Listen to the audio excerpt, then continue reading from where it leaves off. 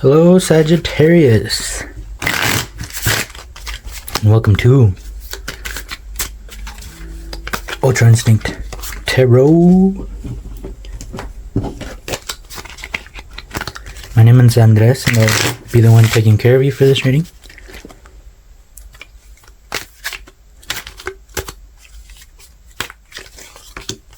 So I will be receiving the help from these three homies. They're very good homies. 10 out of 10 would recommend. 10 out of 10 would do again. Oh, this one. This one. Alright, so we are learning the ways of the Ultra Instinct. So I'll go ahead and get started with ordinariness, Sagittarius. Ordinarius is the 8 of Rainbows or the 8 of Pentacles. Alright, we'll start with this figure. Walking in nature shows us that beauty can be found in the simple, ordinary things of life. We so easily take this beautiful world we live in for granted. Cleaning the house, tending the garden, cooking a meal.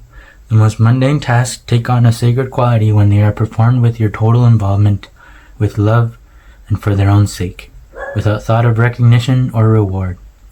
You are facing a time now when this easy, natural, and utterly ordinary approach to the situations you encounter will bring far better results than any attempt on your part to be brilliant, clever, or otherwise extraordinary. Forget all about making headlines by inventing the latest widget or dazzling your friends and colleagues with your unique star quality. The special gift you have to offer now is presented best by just taking things easily and simply, one step at a time. Sometimes it happens that you become one in some rare moment. Watch the ocean, the tremendous wildness of it, and suddenly you forget your split, your schizophrenia. You relax. While moving in the Himalayas, seeing the virgin snow on the Himalayan peaks, suddenly a coolness surrounds you, and you need not to be false because there is no other human being to be false to. You fall together. Or listening to beautiful music, you fall together. Whenever and whatsoever situation you become one, a peace, a happiness, a bliss surrounds you, arises in you, you feel fulfilled. There's no need to wait for these moments. These moments can become your natural life. These extraordinary moments can become ordinary moments. That is the whole effort of Zen. You can live in an extraordinary life in a very ordinary life. Cutting wood, chopping wood, carrying water from the well. You can be tremendously at ease with yourself. Cleaning the floor, cooking food, washing the clothes, you can be perfectly at ease because the whole question is of you doing your action totally, enjoying, delighting in it. Yeah, it's like the whole point of being human is to do things the human way, which is with our hands, carefully, while it takes time. Like imagine lucid dreaming, that's what I would think that before being a human would be like, where you just, that when they say the word, and the word is God, what I think is just, here as a human we think, but that doesn't pop up, it doesn't materialize unless we make it materialize, unless you bring an idea to life. But I imagine before this, I would imagine we were in a place where you could like lucid dream, the same kind of deal, to where as soon as you think of something, it pops up, and so the whole point of being here is to be human and to not just let things pop up and happen, for us to make it happen, and that's where this ordinary comes in. Like washing dishes, like imagine if you were lucid dreaming, I'm sure you could just be like, hey, dishes done, and they're done. But you don't really learn anything if you just have everything done for yourself. Sometimes you gotta do the nit and gritty and grind, and that is how you learn, really. The best way to learn, the best way to live for now. Because what's so bad about washing dishes? It's a process, you know, that needs to be done, and it is what it is. This also reminds me of like mindfulness way of thinking. That is how I kind of got out of my anxiety when I was going to a psychiatrist and psychologist. They taught me the ways of the mindfulness, and that is just, you know, instead of being in the mind, because my mind wasn't a safe place for me. So try to get out of the mind. And you could say, well, where am I going to go? Well, we're in the mind because we don't want to be out here in this place, in this world. Which is why we are all stuck in our phones too, because we don't want to be out here. We want to be in our phones somewhere. Take us far away from wherever we are. And so that's what mindfulness comes into place. It tries to root you where you are, and not in the mind, not anywhere else, not in the phone, but to this place that we are in. So whenever you're walking, just feel your feet being planted into the ground. Feel the next step of your feet leaving the ground and then planting again. You know, think about everything that you're doing when you're taking a shower, you know, and you're rubbing your hair with shampoo. You know, like feel yourself, feel the shampoo, feel the water going down, feel the water hitting your head, feel whatever is going on. Because all of it is pretty great if you came from a place like lucid dreaming, you know, to where everything just pops up. Oh, this place is kind of a cool, interesting place. It's different, you know. Thunderbolt.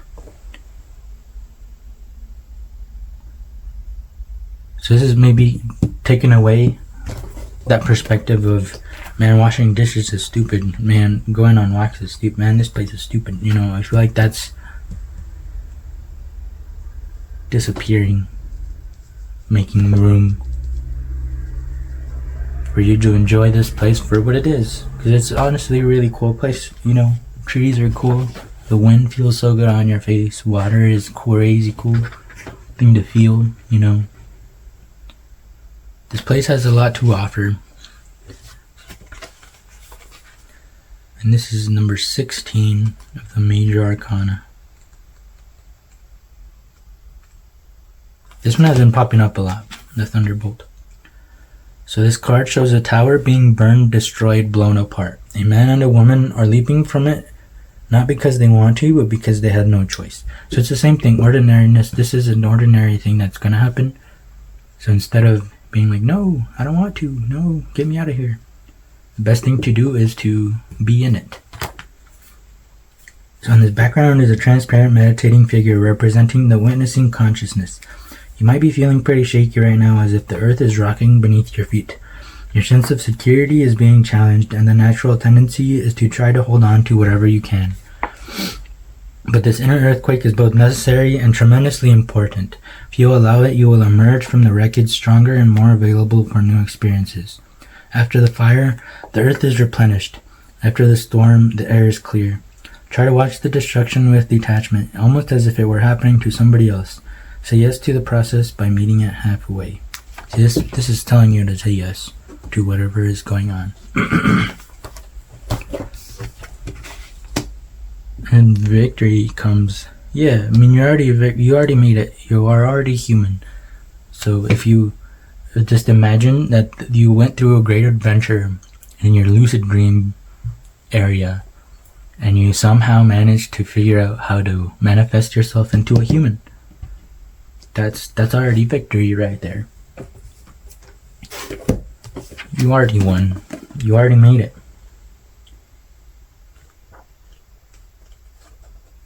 Being a human is probably one of the hardest things to do, because the whole point of being a human is to die. So who would want to die on purpose?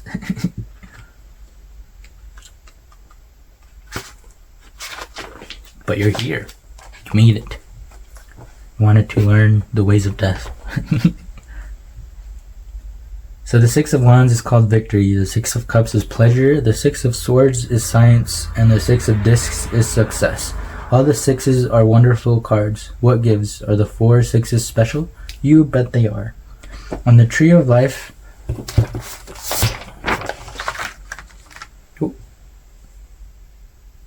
Gonna be a special card. Alright, pay attention to whatever this is. So on the Tree of Life, Tiferath is the direct reflection of Kither. So this, you can see, is a reflection. Just like this is a reflection. And this is also a reflection. So you can say this is God. You know, this is another God, the reflection of God as a whole. And this is of the wands, of the will. So this is the Son of the Father. It is perfectly balanced left to right and top to bottom. It is the heart center of our psychic bodies and the ruachs of our souls. It rules as the central sun king, surrounded by the spheres of the planets. So Venus, Mercury, they all revolve around the sun. This is our neutral, our natural state of being. So it is surrounded by the spheres of planets, which is just said. Gebra, Nitzak, Had, Yesod, Nivbina. Consequently, no matter how incompatible the card's planetary and zodiacal relationships may be, if that card is a 6, we are in Tiferet, and if we are in Tiferet, we are looking good. This is where our Holy Guardian Angel lives. So if you want to meet your Holy Guardian Angel, you gotta figure out how to balance yourself. Not move around all the time. Be still. So in the case of the Six of Wands, we are doubly blessed with the happy marriage of expansive, boisterous, and generous Jupiter and powerful sun-ruled Leo. It is the recipe for triumphant victory. Hell yeah. You're already victorious. Because you already made it. You're already human. I enjoy being human. Happiness. Wow. 69. But wow, we have victory and happiness happening with you enjoying just the simple things in life.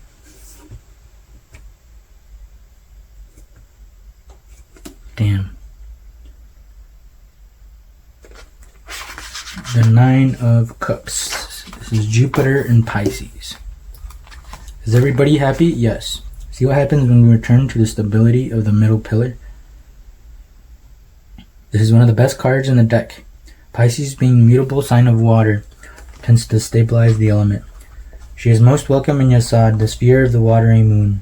Yesod is also the foundation, the Sephira that stabilizes the entire tree of life. This provides a most cozy and satisfying environment for lovable Jupiter to happily enjoy the good life, as only Jupiter and his friends can. Jupiter also has an affinity to water. Chesed, the sphere of Jupiter, Crowley affirms, represents water in its highest material manifestation. Everybody is literally happy. Harris follows the color scales and pumps up the Golden Dawn model by straightening her streams of flowing water as if they were spreading from the lotus flowers and gushing under pressure into large bold cups. The whole image is one of voluptuous, surreal Victorian clutter. There's hardly room for her to include the symbols of Jupiter and Pisces at the top and bottom of this card. Wow. Wow, Sagittarius. And the Three of Wands, what is going on? Got one. And all of these, most of these are minor arcanas too. So, yeah, the more you be like this person here, the more you're gonna feel like all of this over here. So the Three of Wands, this is the will that hasn't crossed the abyss yet. And I think that's what this guy is staring at. He's staring at the abyss and trying to pump himself to go. Three of Wands, expansion, progress, momentum, long-term view, stable foundation. Yeah, imagine the three being all the way up here, knowing you have a Nine of Cups down here, knowing you have the Kingdom down here, and it's looking across this abyss, knowing there's a great big adventure that he needs to cross. First steps have been taken to execute plans and pursue dreams. Momentum is great. Tasks are being completed, each one taking the fool closer to his vision. He develops a strong foundation and confidence grows. His vision expands too. Empowered, he surveys what lies before him and realizes that he can do so much more. The future reveals itself to him, full of hard work but also great reward. Celebrate. Celebrating your achievements can keep motivation high. When things get tough, it's these moments that can help you maintain optimism and expand your vision. Now is the time to dream big. Don't let the notion of what is realistic block you from wanting more.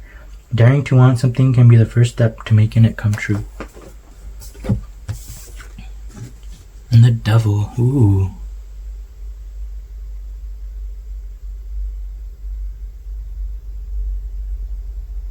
Ooh. Actually, I like the devil card. It's probably one of my favorite cards. Let's see what this book has to say about the devil. It's about playfulness, shadow, self-repression, addiction, temptation, and indulgence. In order for the fool to continue her path towards spiritual fulfillment, she must learn to release herself from her attachments and confront her shadow. This is the lesson of the devil, who embodies the shadow self. He may come with many gifts, external objects, or items that she covets, believing that these can either numb the pain of her frailty or be tools for her to gain strength.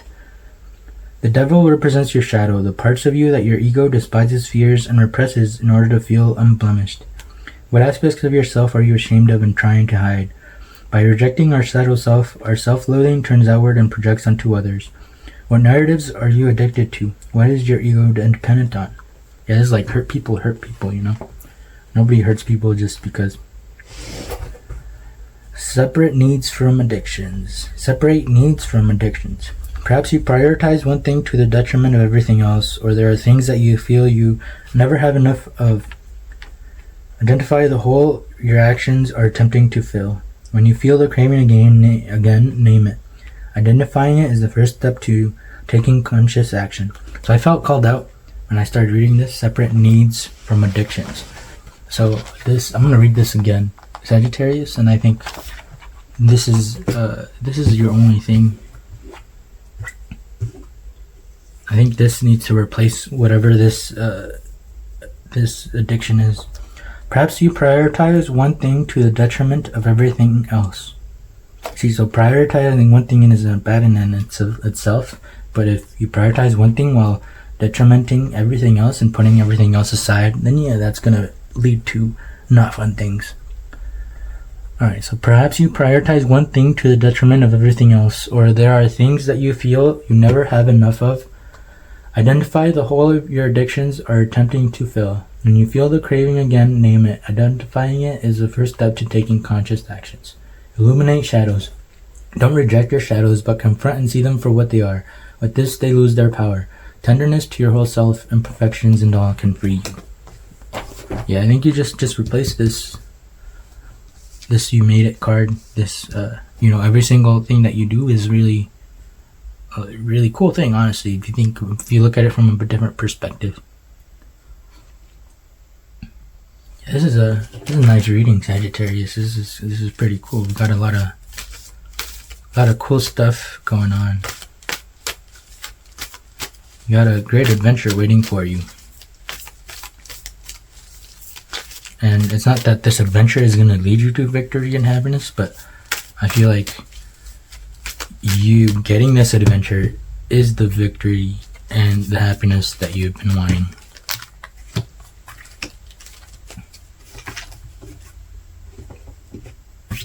I just want to say about the devil is, without the devil, we wouldn't know who God is. Without the bad stuff, we wouldn't know what the good stuff is. If all we had was good stuff, then it would just be stuff.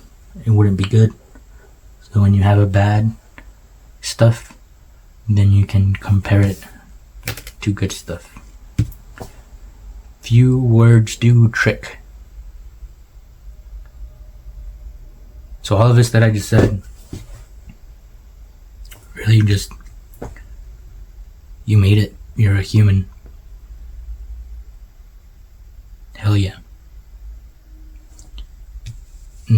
a great adventure is coming, is here. Have fun. 3, interesting, cool.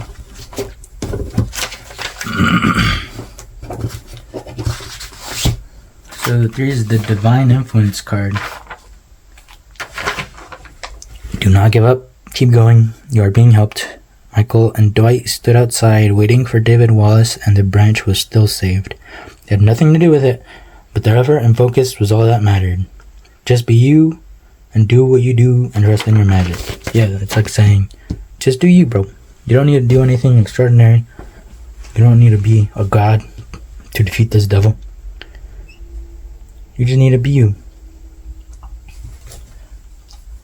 And with that, I'll leave you. Thank you for being here. See you next time.